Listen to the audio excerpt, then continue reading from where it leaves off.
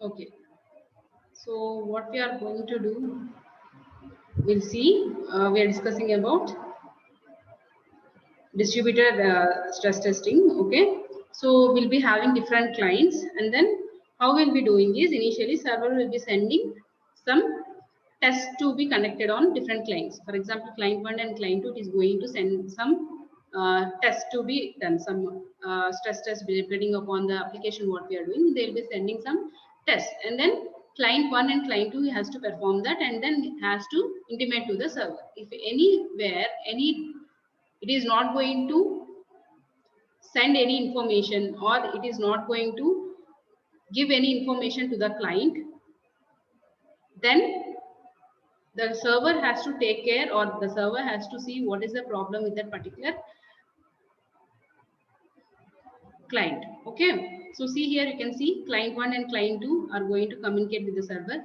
So when these two clients are communicating, the client 4 and client 3 are not going to communicate. That means this server has communicated with client 1, and it has assigned some stress test to be done. Okay, they'll be doing that on the data provided, and then it will be giving back to the server. So this time when distributed test happens, so how your client is going to work and how the application is going to work under different stress conditions, we are going to test by distributing the test to the different clients.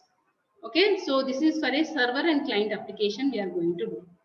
Then application stress testing is nothing but we are going to deal with the application. So when the application, if you take any data blockages are there, whenever if you are using the application, whether you are able to get the data or any blockage is there on different condition, as we have discussed, whenever more stress is there, what is the functionality, how your system is going to perform, whether it is going to perform correctly or it is going to block something or it is going to give some wrong data. So those all things we are going to test under application stress testing.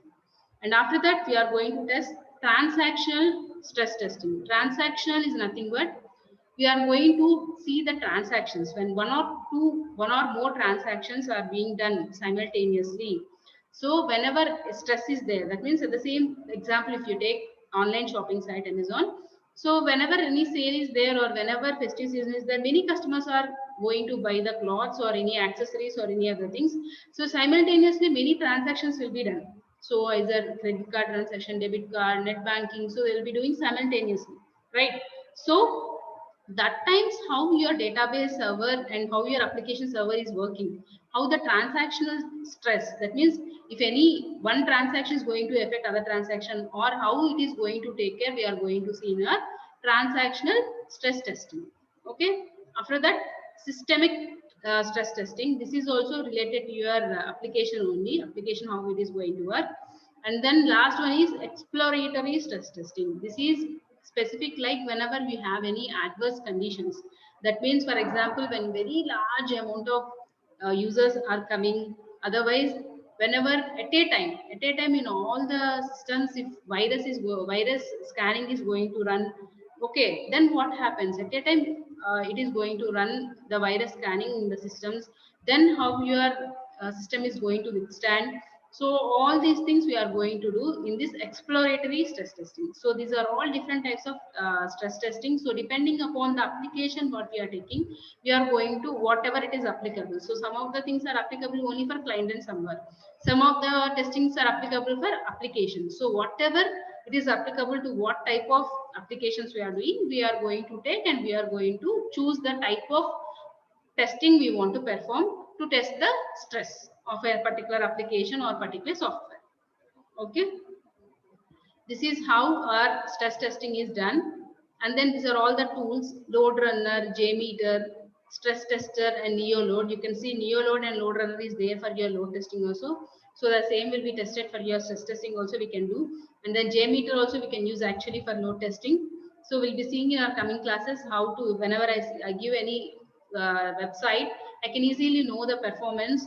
And then you can also simulate, you can add some of the users, and then you can see whenever load increases what is the performance of the system. We can measure that using this open source. These are all open source testing tools. We can easily see how we can do that. So we'll see that in our coming classes how we can do that also.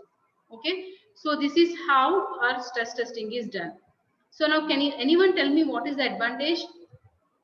Did you find any advantage by doing stress testing?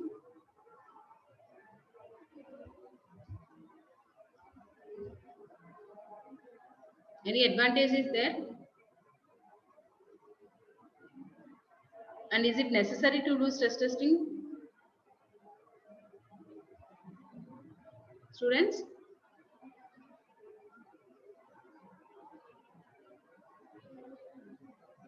Yes, ma'am. Yeah, Stewart sir, what is the advantage of doing stress testing?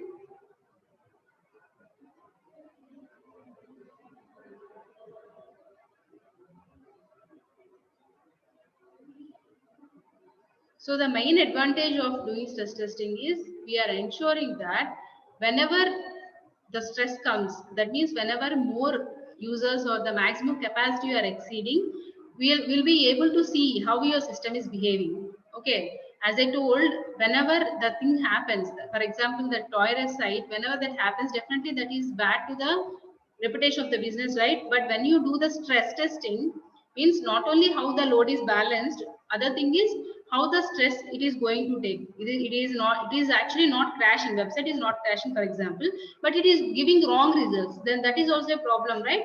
So under stress, how your system is going to work, whether it is going to withstand it or whether it is going to show some other adverse defects or adverse functionality in other modules, all these things we are going to test so that we can ensure that our system, if at all, because we can't ensure how much load is coming in real time, we can't say, isn't it? Sometimes when sale is there also no load will come, otherwise sometimes normally also you may get.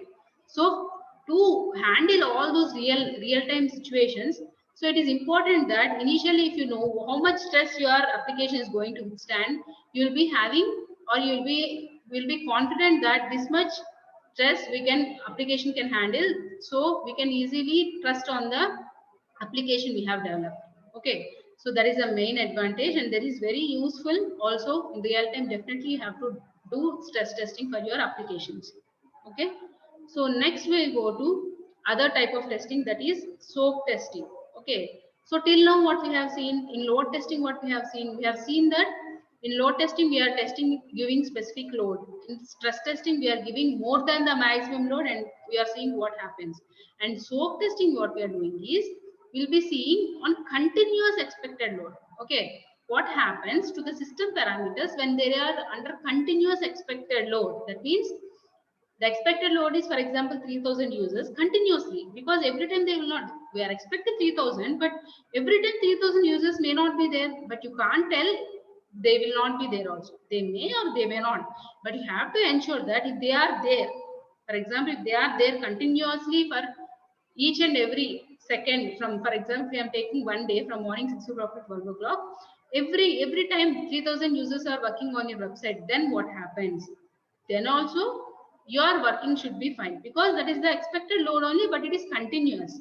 So that we will be testing with our soak testing. So the main parameter will be considered here is memory utilization. How the memory will be utilized at that time is very important, because you are going to, that is the expected load, that, but how efficiently you are going to allocate each and every resource to your users, that is really important to increase the performance of the system. Okay, so for that we are going to test soak testing, how we are doing that. Then the other type of testing is spike testing. Okay, spike testing means whenever the user suddenly increase. Means, for example, if you say morning 6 o'clock to maybe like 7 to 8, maybe the customers will be less because early morning. After that, maybe if it is a Saturday and Sunday off time, then the customers will be more. For example, I'm assuming for online site, online shopping site, I'm telling. So if at all in the middle, in the afternoon time, again any break is there, maybe if it is working days, maybe the number of users may increase. Again after evening 5 o'clock, there will be little spike. After that, after that at the end of the day, around 8 o'clock, 9 o'clock, maybe you'll be having a very huge hike, because many will be free that time, they'll be trying to shop or they'll be seeing your site, isn't it? So then what happens if these all happens, how the performance is going to be there? So you can see here a figure. So errors happen during load spikes. So load spike, when spike is happened, it is okay to have some error, but whenever it is going to reduce, the system should behave normally. That is what we are going to test in your spike testing. See here, but the server returns to the normal after the spike passes. Whenever spike is there, okay. If any error, that means you are taking long to load your page or the images are not loading, that is okay, fine. But whenever that is going to reduce, that means whenever you are going to reduce that or reduce the spike is reduced when it is coming to the normal condition, the system should work normally, the performance should be normal, it should not show any error. So then you will say that your spike testing is successful. Okay, so that is how we are going to test your spike testing. So this is one type of testing. Then the other type of testing is volume testing. So what is meant by volume testing means you are going to test large number of data which is there in your database. Okay, for example, if you consider Raga site, Raga is a music site where you will be going and you can make your playlist, you can listen music live, you can download some playlists, all these things you can do, right?